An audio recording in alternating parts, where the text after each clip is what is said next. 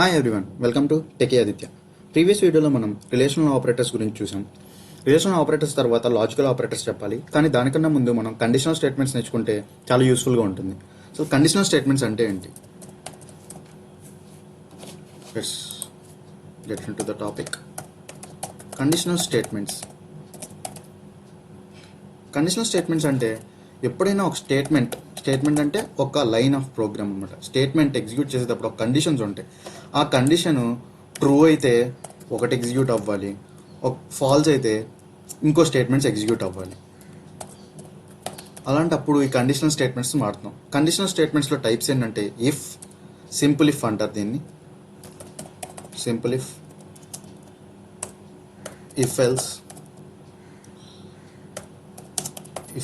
Else, if and nested if. దాని తర్వాత switch statement అని ఇంకోటి ఉంటుంది. ఓకే, ఇవాళ మనం సింపుల్ ఇఫ్ చూద్దాం, as well as if else కూడా చూద్దాం. సింపుల్ ఇఫ్ అంటే ఇఫ్లో ఒక కండిషన్ ఇస్తాం, అది ట్రూ అయితే ఒక బ్లాక్ ఆఫ్ స్టేట్మెంట్స్ ఎగ్జిక్యూట్ చేయమన్నా, ఒకవేళ అది ట్రూ కాకపోతే నార్మల్గా ఈ బ్లాక్ వదిలేసి నెక్స్ట్ నుంచి ఎగ్జిక్యూషన్ జరుగుతూ ఉంటుంది అనమాట. మనం దానికోసం ఐడిని ఓపెన్ చేద్దాం. ఐడి ఓపెన్ చేసిన ఒక న్యూ ఫైల్ ఓపెన్ చేద్దాం. న్యూ ఫైల్ ఓపెన్ చేసి మనం ప్రోగ్రామ్ రాద్దాం. మన ఫస్ట్ లైన్ ఏంటి అందరికి తెలుసు కదా, హ్యాష్ ఇంక్లూడ్ stdio.h. కొన్నిసార్లు మనం ఈ లైన్ రాకపోయినా వర్కౌట్ అవుతుంది, ఎందుకంటే కంపైలర్ ఆటోమేటిక్గా తీసుకుంటుంది అని చెప్తారు. చూద్దాం. వాయిడ్ మెయిన్ ఇచ్చాను, ఇంట్ వాల్యూ అనే ఒక వేరియబుల్ డిక్లేర్ చేశాను, ఇంట్ డేటా టైప్ది. క్లియర్ స్క్రీన్ యూజ్ చేస్తున్నాం, ప్రీవియస్ అవుట్పుట్స్ ఏమన్నా ఉంటే క్లియర్ చేయడానికి. యూజర్ నుంచి డేటా తీసుకుందాం, ఎంటర్ ఏ వాల్యూ అని చెప్పాను. యూజర్ నుంచి ఇది రీడ్ చేయాలంటే స్కాన్ఎఫ్ యూజ్ చేస్తాం. ఇది ఇంటిజర్ డేటా టైప్ కాబట్టి %LD యూజ్ చేశాను. మనం ఏ వాల్యూ ఎంటర్ చేస్తున్నాం, యాంపర్సెంట్ ఇంటి డేటా టైప్ కాబట్టి &val అని ఇచ్చాం, ఎందుకంటే మెమరీ లొకేషన్ లొకేట్ చేస్తుంది కాబట్టి. ఆల్రెడీ మీకు ఎక్స్ప్లెయిన్ చేశాను అది. నెక్స్ట్ ఇఫ్ కండిషన్ రాద్దాం. కండిషన్ ఏమని రాద్దాం, ఆ వాల్యూ అనేది >50 అయితే ప్రింట్ చేద్దాం. ఏమని ప్రింట్ చేద్దాం, printf. మీకు చెప్పాను \n యూస్ చేస్తే నెక్స్ట్ న్యూ లైన్కి వెళ్తుందని. వాల్యూ ఈజ్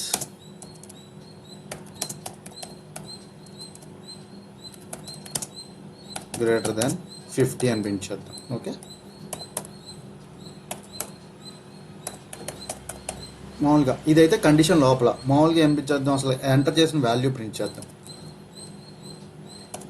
\n ఇద్దాం, ఎంటర్డ్ వాల్యూ ఈజ్ అని చెప్పి %LD ఇస్తాం, val అని ఇస్తాం. ఓకే, ch మన అవుట్పుట్ స్క్రీన్ హోల్డ్ చేయడానికి. ఈ ఇఫ్ బ్లాక్లో ఉన్నది మాత్రం ఈ వాల్యూ అనేది >50 ఉంటేనే ఈ బ్లాక్లో ఉన్నాయి ఎగ్జిక్యూట్ అవుతాయి అన్నమాట. ఈ అయితే మామూలుగానే ఎగ్జిక్యూట్ అయిపోతుంది ఇక్కడి నుంచి. ఓకే, ఫస్ట్ సేవ్ చేద్దాం.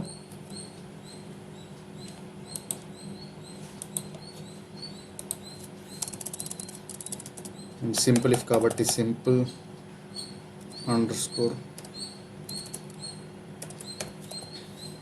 ఇఫ్ అని ఇచ్చా .c. ఓకే, సేవ్ చేశాను. కంపైల్ చేద్దాం. కంపైల్ చేసాం, రన్ చేసాం. 20 అని ఇద్దాం. ఎంటర్డ్ వాల్యూ ఈజ్ 20, ఎందుకంటే 20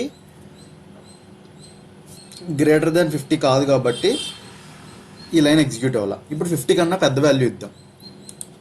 మీరు ఒకరు గమనించారా, నా హెడర్ ఫైల్ ఇవ్వకపోయినా రన్ అయింది, ఎందుకంటే సి కంపైలర్కి ఆటోమేటిక్గా తెలుసు హెడర్ ఫైల్ ఇవ్వకపోయినా ఇవి ఆటోమేటిక్గా అందరు యూజ్ చేసే బేసిక్ కాబట్టి రన్ అయిపోతాయి.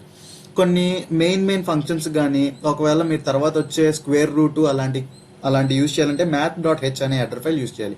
అలాంటి వాటికి ఖచ్చితంగా మీరు ఆ హెడర్ ఫైల్స్ మెన్షన్ చేయాలన్నమాట. ఓకే, మళ్ళీ రన్ చేద్దాం. ఇప్పుడు 60 ఇస్తాను అనమాట. ఇది వాల్యూ ఇస్ >50 అని వచ్చింది చూసారా, అది బేస్డ్ ఆన్ దిస్ కండిషన్ అనమాట. ఇది సింపుల్ ఇఫ్. ఇప్పుడు ఇఫ్ ఎల్స్ చూద్దాం. ఇఫ్ ఎల్స్ అలా వర్క్ అయిద్దాం. కొత్త ఫైల్ ఓపెన్ చేద్దాం. ఇది న్యూ ఫైల్. న్యూ ఫైల్లో మళ్ళీ కోడ్ మళ్ళీ రాద్దాం. వాయిడ్ మెయిన్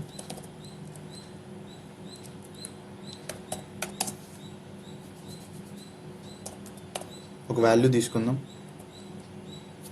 వాల్యూ తీసుకొని ఏం చెప్దామంటే సేమ్ ఇందాకలాగే printf యూజర్ని ఎంటర్ చేయమన్నాం.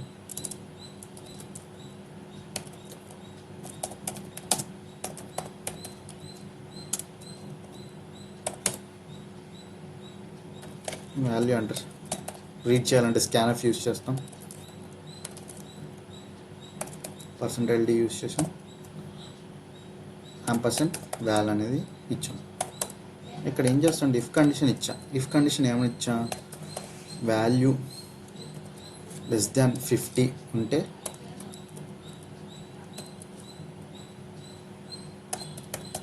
printf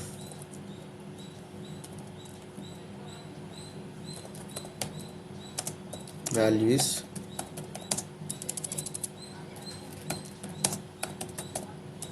<50 అని రావాలి. ఓకే. ఒకవేళ ఇఫ్ ఈ కండిషన్ ఫాల్స్ అయితే ఏం ఎగ్జిక్యూట్ అవ్వాలనేది ఎల్స్లో రాస్తాం అన్నమాట. ఎల్స్ పార్ట్లో ఎల్స్ ఏమో రాస్తాం. ఇక్కడ printf అని రాద్దాం. printf ఏం రాద్దాం, వాల్యూ ఎంటర్ చేసింది ఇక్కడ ప్రింట్ చేద్దాం. వాల్యూ ఎంటర్డ్ ఈజ్ అని చెప్పి %ld అని ఇచ్చాం. ఓకే. ఇక్కడ ఏం చేసాం, ఇఫ్లో వాల్యూ అనేది <50 ఉంటే వాల్యూ ఇస్ <50 అని ప్రింట్ అవుట్పుట్ మీద ప్రింట్ చేయమని చెప్పాను.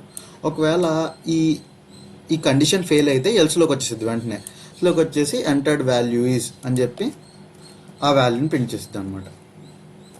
ఓకే. ఇఫ్ ఎల్స్ అర్థమైంది కదా. అలా కాకుండా మామూలు ఈ రెండిట్లో ఏదన్నా ఒకటి ఎగ్జిక్యూట్ అయింది కండిషన్ బట్టి.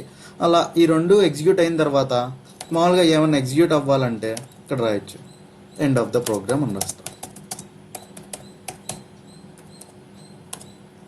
Okay. Of the program get ch. ఇక్కడ మనం క్లియర్ స్క్రీన్ రాయలేదు. క్లియర్ స్క్రీన్ రాయకపోతే మనకి ప్రీవియస్ అవుట్పుట్ అలాగే ఉంటుంది అన్నమాట. సేవ్ చేద్దాం.